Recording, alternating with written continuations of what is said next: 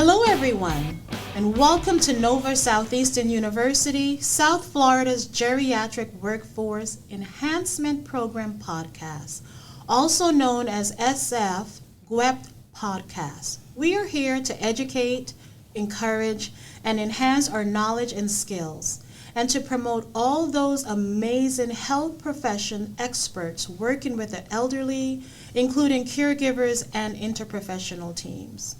My name is Dr. Desiree Simon, and I am an advanced practice registered nurse and an assistant professor at the K.C. Patel College of Osteopathic Medicine at Nova Southeastern University, as well as a clinical trainer.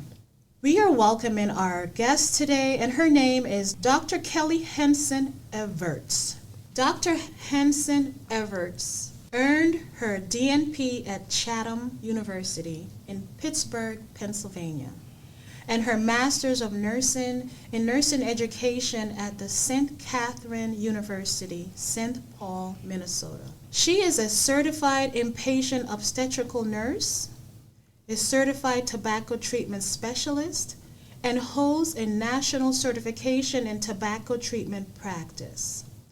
Dr. Henson-Evertz has trained thousands of health professionals and health profession students throughout the United States on treating tobacco and nicotine dependence, so that current and future health professionals possess the necessary knowledge, skills, and self-efficacy to treat tobacco-dependent patients in practice. So today's topic is tobacco usage and cessation among the elderly population. Hello, Dr. Henson-Evertz. It's wonderful to be here. Thank you for having me. Yes, it's a pleasure to welcome you to the South Florida GWEP podcast, and I wanted to thank you for your time and expertise. The first question for today is, tell us why tobacco use and cessation is such an important topic to you, and how has your experience been in training healthcare professionals and students treating tobacco and nicotine dependence? So many reasons why I'm passionate about the topic and the healthcare problem that we have with tobacco abuse and dependence. First and foremost, my father died when he was 64 years old of small cell lung cancer. But additionally, as a nurse, I've been a nurse for 43 years now. I can't believe how time flies.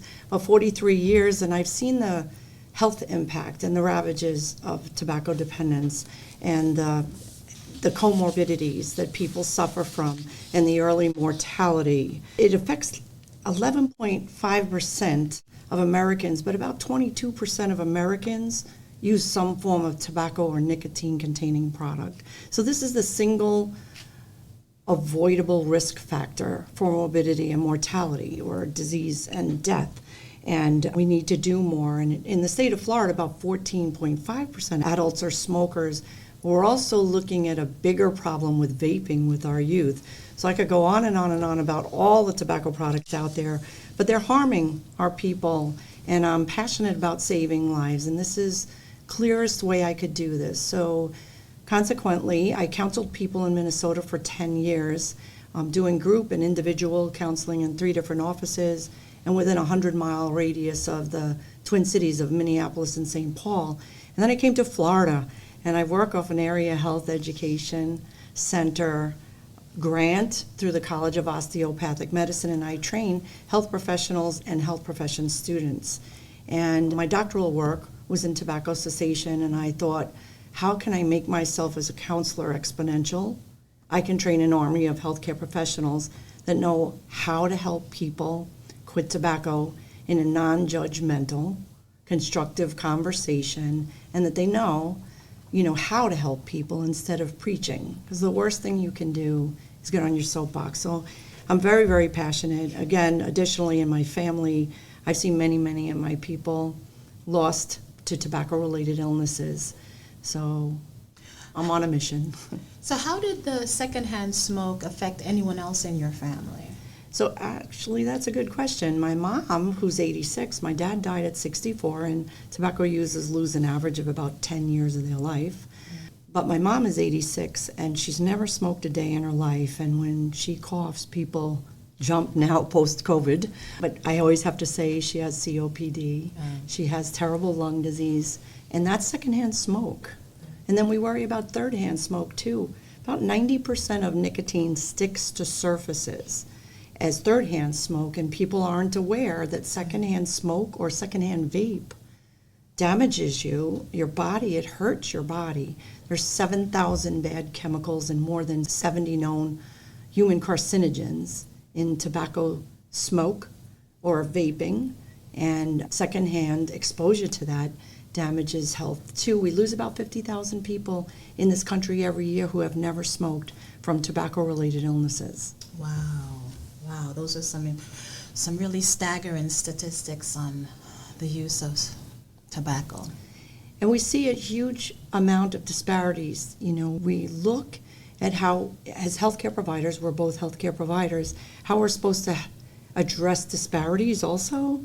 And we look, and there's a massive disparity in tobacco use also. So we can look at underserved populations, African Americans, we can look at lower socioeconomic status, and we see big disparities. So if somebody earned a GED, we have about a 30.7% smoking rate, where typically it's 11.5, about 14.5% of adults in Florida smoke, and we have 30.7 if you only earned a GED. And that drops down educationally down to 3.2% for those who have earned a graduate degree. So we see it across the board. We look at indigenous people. We look at the disparities there. There's a huge disparity there, up to 30 to 40% of smokers. We look at 25% of our population suffers with some form of behavioral health disorder, and they smoke nearly 40% of all cigarettes smoked. So we're looking at all these different, socioeconomic impacts. We make poor people poorer, people that don't have good health care or are afraid for different reasons of our healthcare system, and we just make disparities larger. So would you say then that when it relates to disparities, is there any cultural differences as far as when you say race or culture? Is there any disparities along that line? Huge disparities among races, and so and in tobacco products. So tobacco kills about 480,000 Americans every year, 50,000 or 53,000, depending on the numbers you're looking at, of non-smokers. But when you look at the disparities among, not as big a disparity between African Americans and non-Hispanic whites, about a percentage point. It jumped during COVID, which was concerning to me because non-Hispanic whites were traditionally, historically, about a percentage higher, and then African Americans went higher. But if you look at the marketing and you look at menthol cigarettes, huge disparity. If you look at advertising for menthol cigarettes, and we're trying to ban menthol in addition to flavored cigarettes. We're not there with any kind of the flavoring in cigars, etc., or vaping mechanisms, but they target African Americans specifically. And we know historically we have big disparities. There's a lot of distrust in healthcare. African Americans, and you can look at the Tuskegee study alone and say, why do African Americans have inherent distrust in this healthcare system?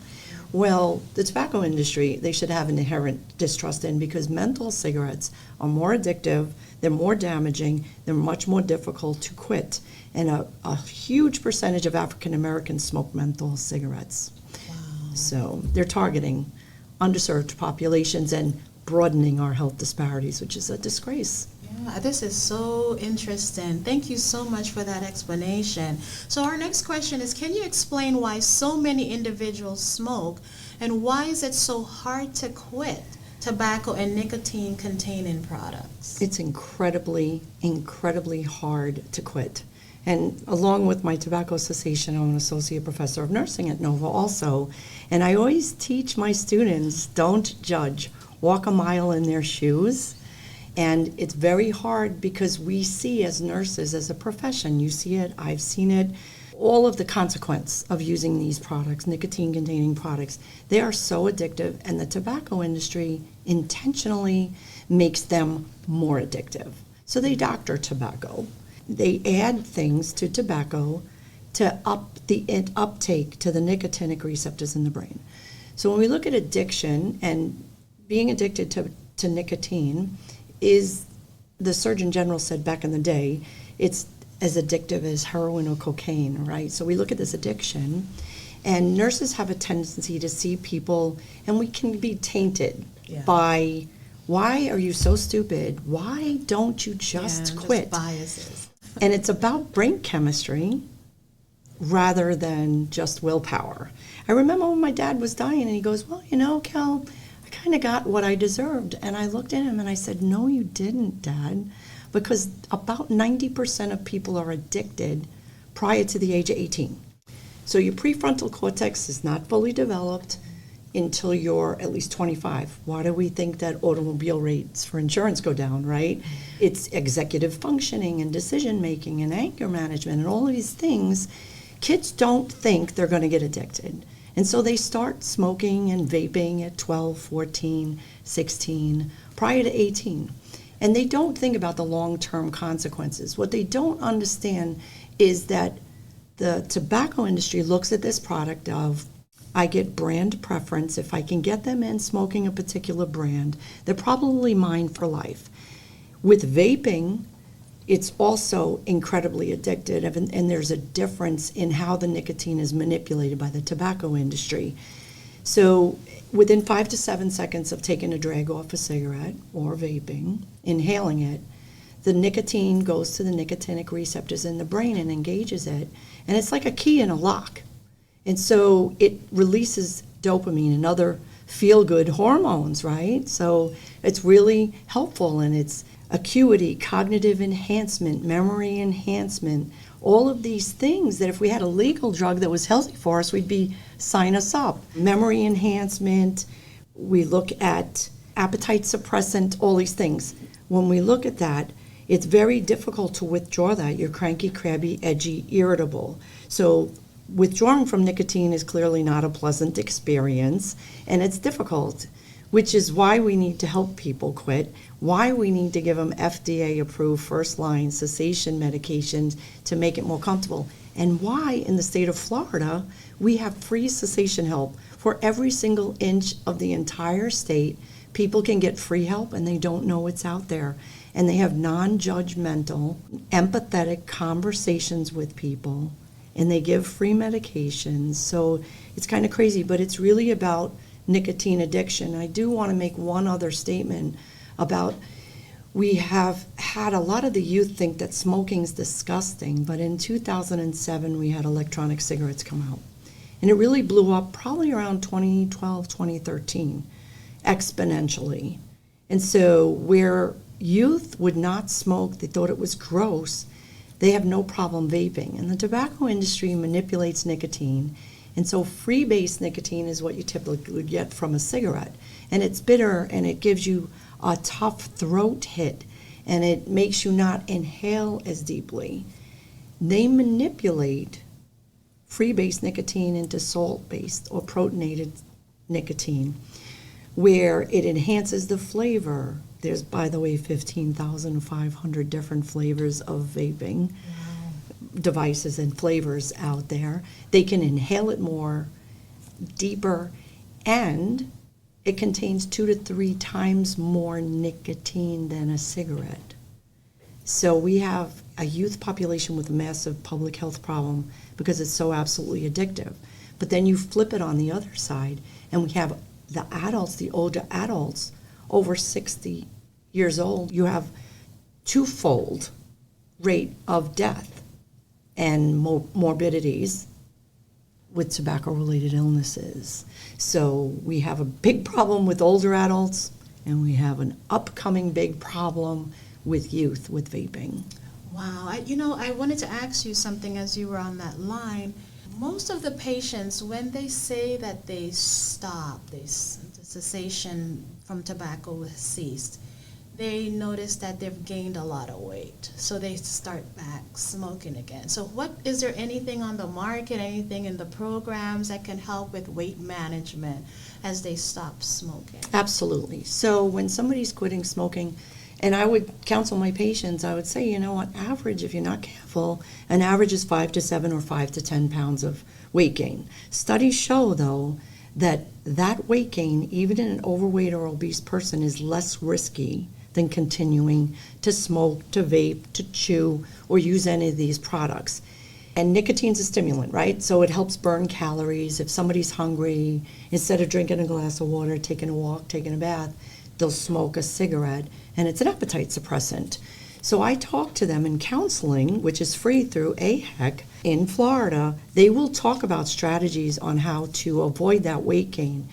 Basically, it's about either cutting out 200 calories a day or doing 200 calories worth of exercise. So one of the plans for healthcare providers, they can talk about, hey, when you set a quit day, stock your refrigerator with some healthy foods, some crunchy, busy foods. Cutting up an apple and crunching on an apple is way better than having a candy bar, and it keeps your mouth busy. Celery sticks, cucumbers, carrots. I've had people that have had cinnamon sticks and they take drags off cinnamon sticks. They don't eat it, but it smells and the flavor is good. That hand-mouth habit is satisfied. So there's definitely things to avoid, but it's always healthier. And I tell people, don't relapse. You've gained 5 to 10 pounds.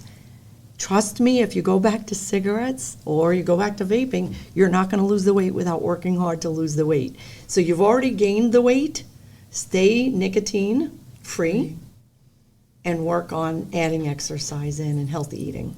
Wow. And then what about the mental counseling that's offered? What does that look like for the patient? So when we look at addiction, we have to think about it as a triangle. So we have the physical addiction, where you're cranky, crabby, edgy, irritable with withdrawal, and it's very uncomfortable, and we can deal with that with medications. But there's the other two parts of the triangle are emotional and behavioral components. So behavioral is every time I go to work, I pass Smith Street and I know I have just enough time to burn a cigarette. Hey, on quit day, could you take a different route to work where you don't have that trigger or cue of hitting Smith Street and thinking about a cigarette? When I speak on the phone, and when I talk on the phone with my friends, I smoke. I smoke in the house. Well, you're going to start quitting in 2 weeks. Maybe you can have all the cigarettes you want for the next 2 weeks, but go outside and smoke outside. So on quit day, it's not as upfront a memory of when I'm sitting in this recliner, it's time to light up and have a cigarette. After dinner, walking my dog, socializing. The emotional components when I'm stressed. Stress is a huge one that people say, it's really hard for me to quit. It's my stress reliever. I get out of a stressful situation, I go outside and I burn one. And one of the things we do when we inhale smoke or vape is we do deep breathing, right? And that, as a nurse, what do we tell people with anxiety? Let's lower your anxiety level. Let's slow down your breathing. 5 or 6 deep breaths will lower your heart rate, blood pressure, anxiety level. Well, people are taking drags off a cigarette, so they're doing some deep breathing, and that's lowering their anxiety level. They're anxious or emotionally, they're happy, and they're at a wedding, and they're celebrating, and they're all smoking their cigars. So we look at the triangle, and that's one of the things with free counseling. We have clinical practice guidelines. Most healthcare providers don't even know they exist, and they specifically say a combination of cessation medications and counseling. Counseling through area health education centers and Tobacco Free Florida are helping these patients learn new behaviors, new coping mechanisms, as well as addressing the physical addiction. Wow, thank you so much for that. So the next question is, can you tell us why it is important for anyone, but particularly older adults, to quit smoking and tobacco product use? We look at comorbidities, and the longer people use these products, the more likely they're going to have tobacco-related illnesses. We look at chronic obstructive pulmonary disease, or COPD. 80% of COPD is related to tobacco use. We look at coronary artery disease, which last I looked was the number one killer in our country, and about 40% of health-related deaths are tobacco-related. We look at cancers, about 1/3 of cancers would go away if we got everybody to quit these products. My family has 13 different kinds of cancer. It would be wonderful to get 1/3 of my people back. 80 to 90% of lung cancers are tobacco-related. I remember my dad lives in New York, and I remember looking at his death certificate, and it says, was this a tobacco-related illness? And of course it was, check that box. But we don't just look at the big guns. People don't think about chronic inflammation in the body. We don't look at rheumatoid arthritis and think, is there a causative fact with using these products? They don't think macular degeneration, cataracts, cervical cancer, infertility. They don't think of congenital defects. They don't think of erectile dysfunction as being related to tobacco illness. And 20 million people over the age of 18, men, have erectile dysfunction because nicotine's a vasoconstrictor. I had a 23-year-old come in my office, and that was a driving force for him to quit, because his friend told him that can mess with his erections. And I said, actually, that's quite true. Would it be okay if we had a little discussion on how that impacts it? So we look at every inch, every system and organ in the body, and it's impacted by vasoconstriction. When we look at causative effects of heart failure, I lost my brother, 66, last January from heart failure, and he was a tobacco user. He was a diabetic. We don't think of type 2 diabetes as being tobacco-related illness.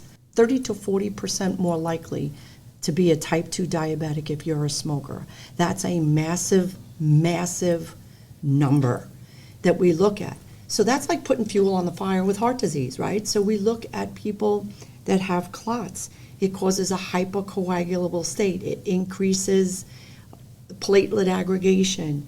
We look at the clogging of the vessels, and we see tobacco users have a 30% lower HDL, or I call it happy cholesterol, right? H for happy, L for lousy, 30%, but they don't know within 3 weeks that number can improve within 3 weeks of quitting.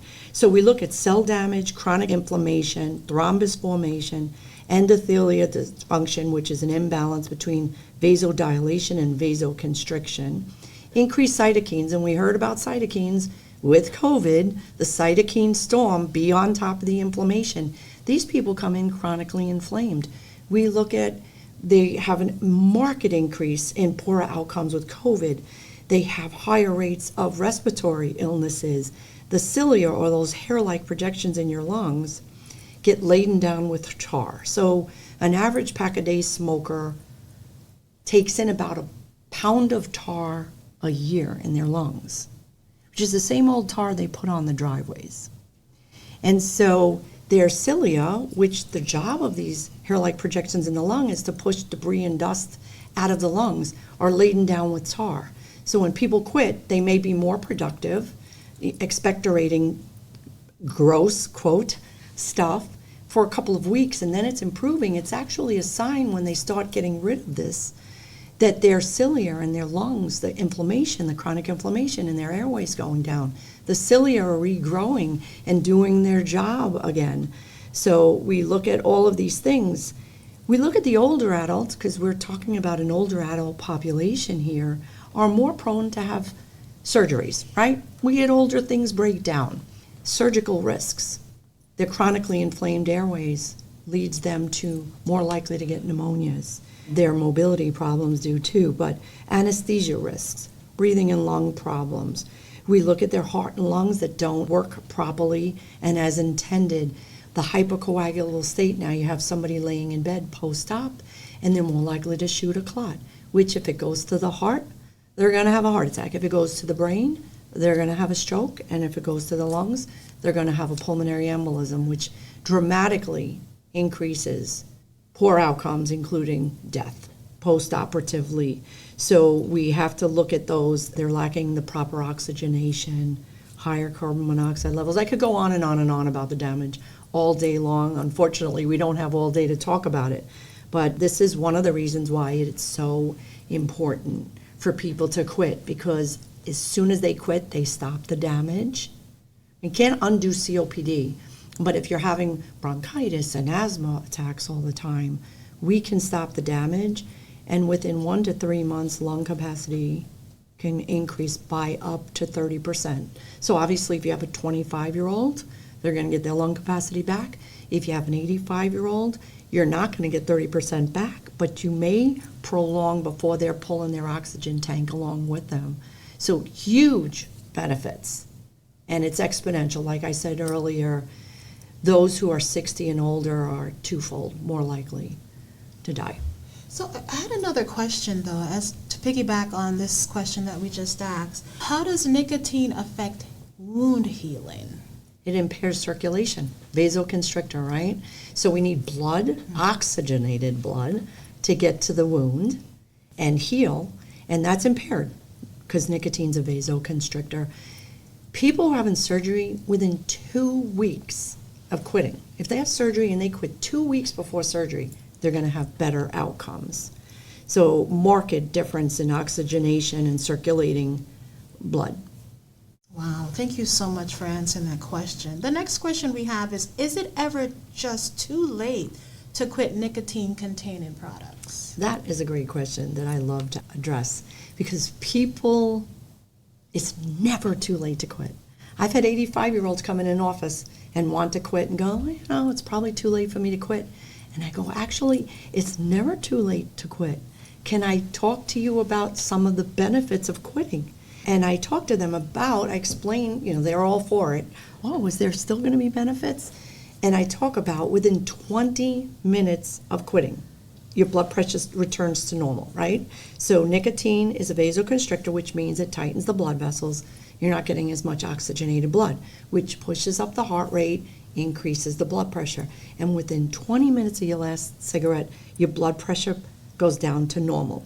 After 24 hours, if you go a full day without smoking a cigarette, you've lowered your chance of having a heart attack. People think within 24 hours, 12 hours post last cigarette, carbon monoxide levels drop, so you have more oxygenated blood feeding your heart, your lungs, and your body. After 3 days, breathing becomes easier because your lungs aren't constantly inflamed. And after 2 weeks, your overall lung function increases. So that's that 2 weeks to 1 to 3 months. You can get up to 30% increase.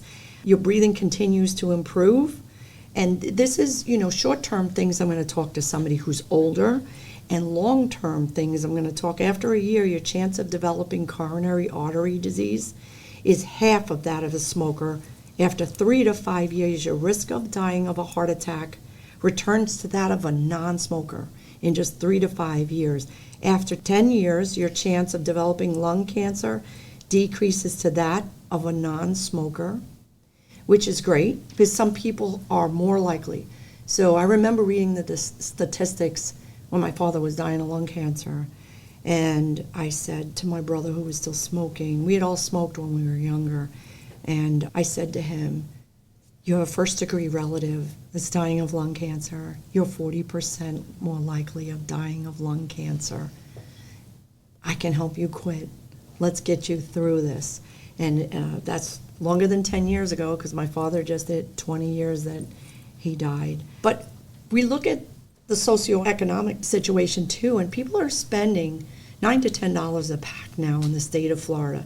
If they smoke a pack a day, that equates to anywhere from $3,285 to $3,650 every year. Wow. I could go on a nice vacation for $3,650, right? Instead of smoking a pack a day. Same with vapors. But the change is immediate. So we need to encourage everybody, no matter how old they are. I had a wonderful man, I will never forget him. He was my patient shortly after my father had died of lung cancer.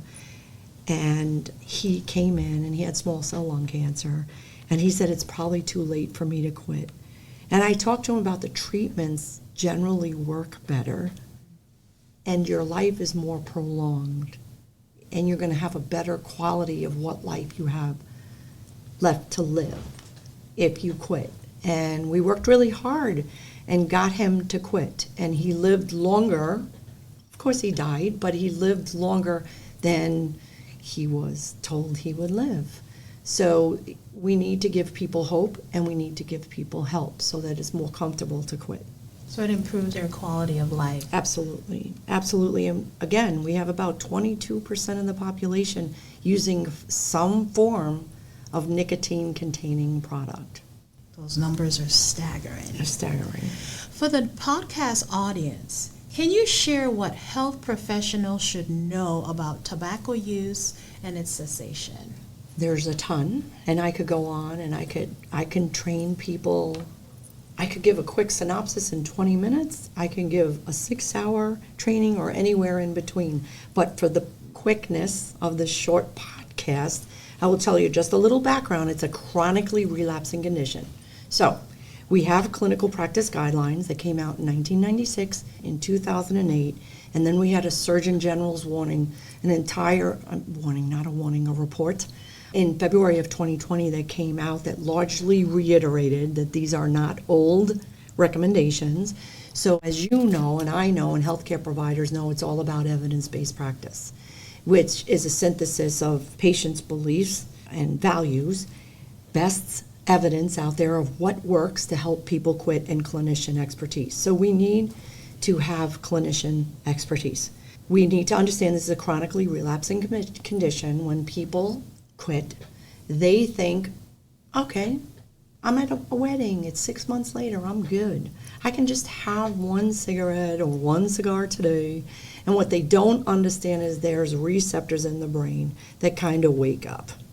And they go, that's awesome, that tasted terrible, but the next one's going to be better, and the next one's going to be better. And they're getting this neurochemical response, and they relapse. More than 40% of smokers, sadly, do not receive advice from their healthcare professionals to quit. So consequently, there's about 70% of people who smoke in this country that want to quit. About half of them will attempt to quit, but less than 40% of them will actually get advice from their provider to quit. So healthcare providers need to know there's clinical practice guidelines. It's like a cookbook that you can go through and get all of this information that's based on 8,700 studies, best evidence, right? Evidence-based practice, telling them this is what works. We have 7 FDA-approved first-line medications. 3 of them are over-the-counter that area health education centers give for free, along with counseling to everybody in the state of Florida. So we need to know how they refer. So we need to provide healthcare providers with the knowledge about these products and about addiction and about the health impact. We need to teach them how to have a constructive conversation, and we use motivational interviewing with that. And so self-efficacy. Self-efficacy is the belief in one's ability to do great things. If you lack the knowledge and the skills, you don't believe that you can really make a difference. And clinical practice guidelines say 3 minutes. 3 minutes of a healthcare provider's time increases quit rates. And that every provider should have a conversation. Do you use these products, first of all? And have a conversation with every patient at every visit. Again, they may have quit for 3 years and then relapse, right? It's chronically relapsing. And so if they know about the clinical practice guidelines, they know how to have a constructive conversation, and they have a get-out-of-jail-free card with making a referral to free help for their patients. They can say, I know somebody. People say, well, I don't know how to quit. Well, I'm not a tobacco cessation expert, but I know somebody who is, that can help you. And these are tobacco treatment specialists or certified tobacco treatment specialists. If they've had thousands of hours in helping people, they have constructive, non-judgmental, empathetic conversations, not getting on a soapbox and saying, this is going to kill you, you need to quit, which is what most healthcare providers do. They need to have the understanding that it's a billable service. That might motivate them, and that we have to address this with every patient, because if you don't, you inadvertently give patients a reason to smoke. therefore a reason not to quit. How bad could my smoking be if my provider doesn't address the topic? I had my father went the same time I went for a cardiac stress test. I was young. He was in his 50s. And he said, I did all 12 minutes, Cal. And I said, that's amazing, Dad. And I said, what'd the doctor say? And he said, Ed, fill me in again. How much do you smoke? He said, 1.5 packs of Pall Mall straights a day. And he said, I guess you could smoke 2 packs a day. I can tell you the steam was coming out of my mother's ears. Any healthcare provider that would minimize just because in your 50s with hypertension and diabetes you passed the stress test doesn't mean there aren't tremendous benefits in quitting. And if you continue to beat up your body, and shortly thereafter he died of lung cancer. So we need to arm providers with all of this information, and I'm working on getting an army of providers that have the knowledge, skills, and self-efficacy to help people quit in a nice way. It's interesting that you say that they have incentivized tobacco cessation training, just even having that conversation with patients. But how does that look like for health professionals as they discuss? What does that incentive look like for that?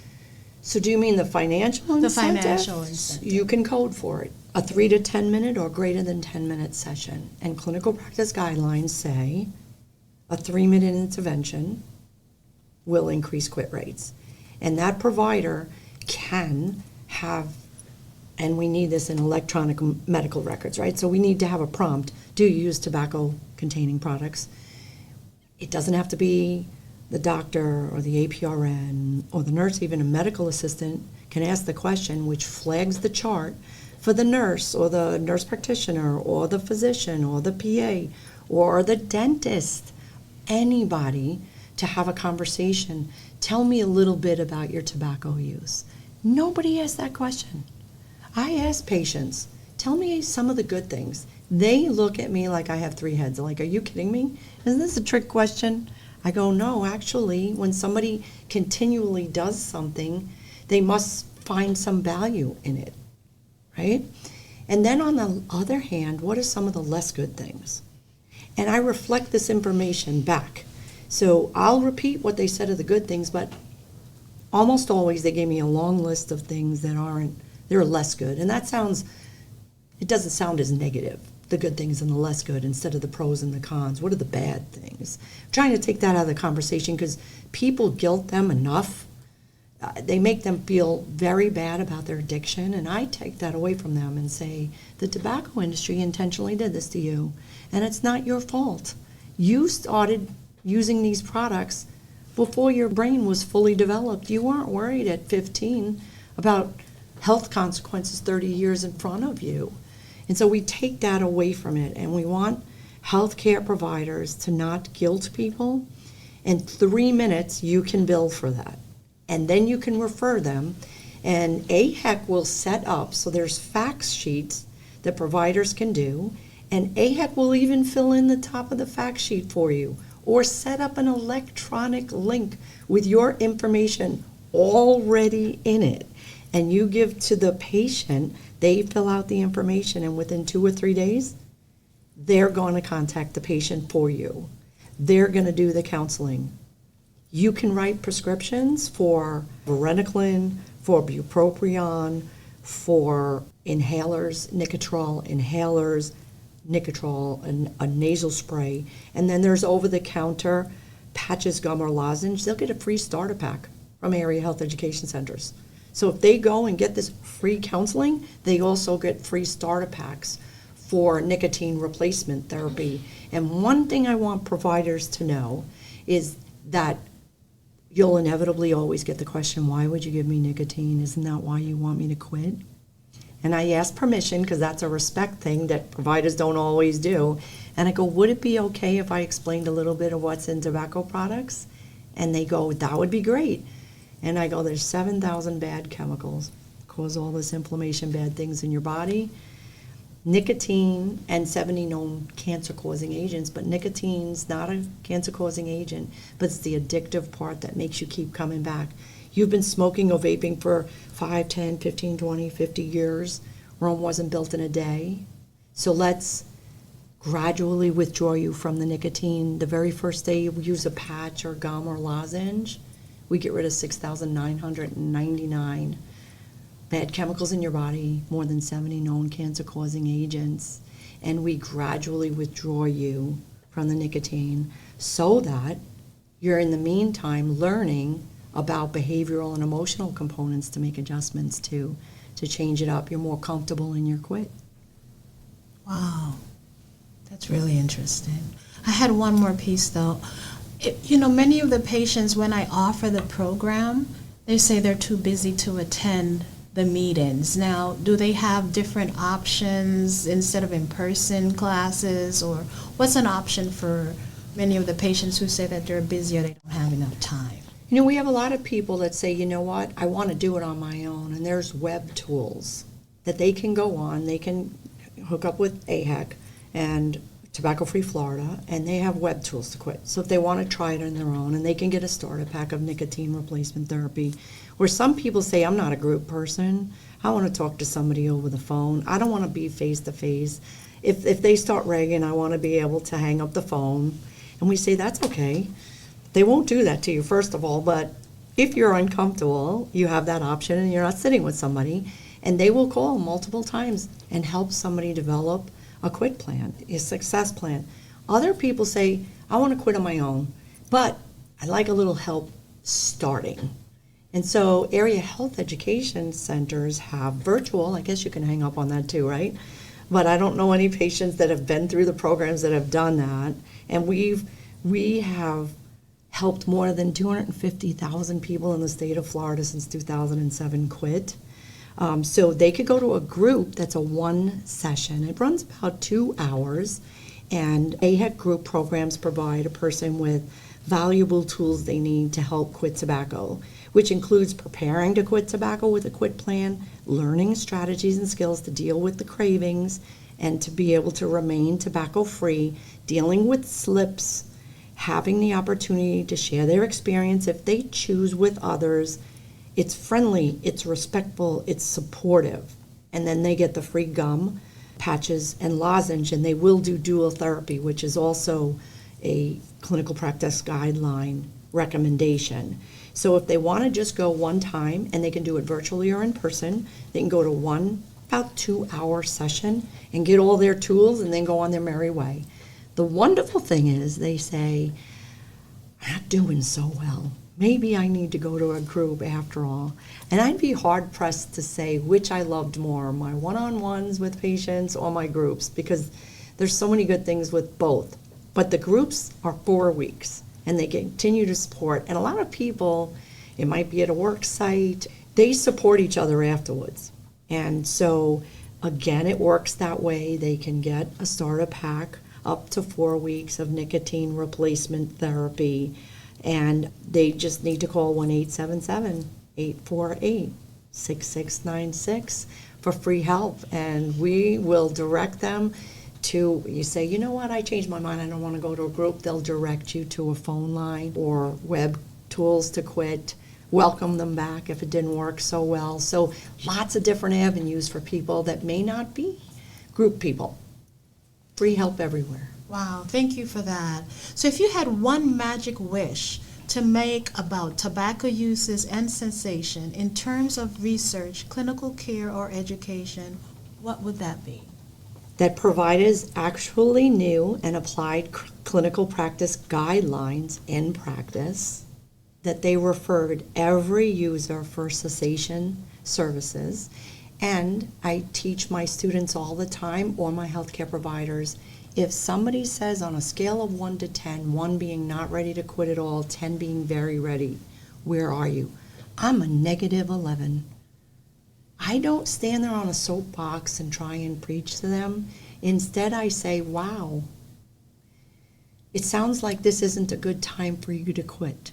Smoking, vaping, chewing, whatever it is.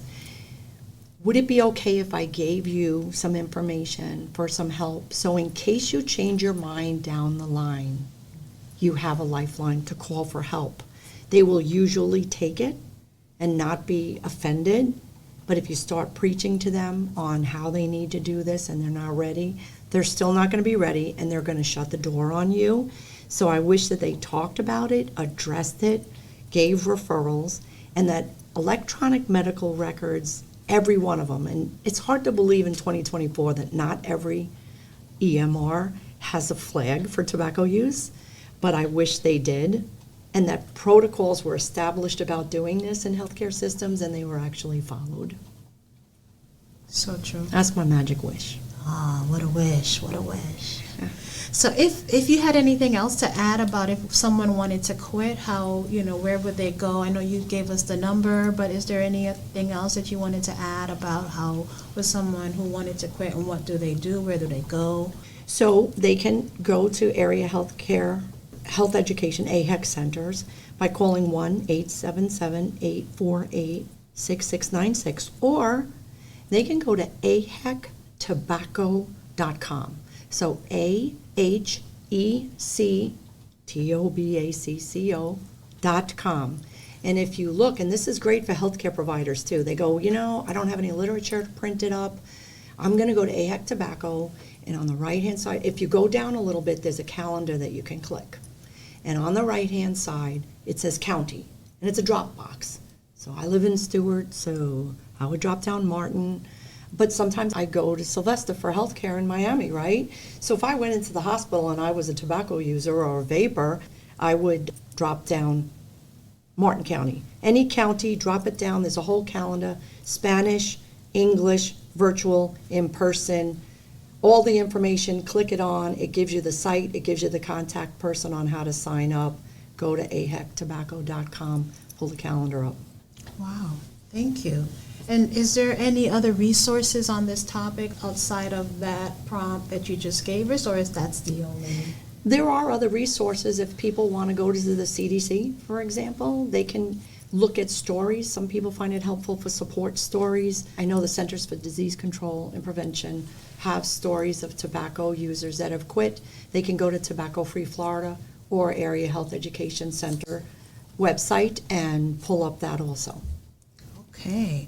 Now, you mentioned something about one of the disparities as it relates to being that you're a obstetric nurse by your specialty. Is there anything, if we're talking about women and, pregnancy, is there anything that they should know about tobacco cessation? That's a great question. And yes, there's a ton, because we think that mothers don't smoke. Pregnant mothers don't smoke, and a good majority of them quit by the third semester, but we have about 8.5% of women do smoke in their pregnancies, and they need to understand they're at higher risk. Their child is probably more likely to be a tobacco user because they have addicted nicotine receptors, but higher rates of stillbirth, spontaneous abortion, which is a miscarriage, infertility, and small for gestational age, preterm labor, preterm birth, and then a lot of orofacial clefts, etc., problems with babies that are born from moms that smoke, and additionally an increased risk of SIDS or sudden infant death syndrome, so we need to help them too. Right. So I know it's not related to our topic because we're talking about elderly, but grandparents, they can educate their children, their grandchildren about the importance of tobacco cessation. So thank you for that. Yeah, that's great. And they do talk about it, so that's great. So thank you so much today for joining us and for sharing your expertise with our audience. And it has been a pleasure having this discussion with you. It's been a pleasure. Thank you. So please stay tuned for upcoming topics from our renowned subject matter experts.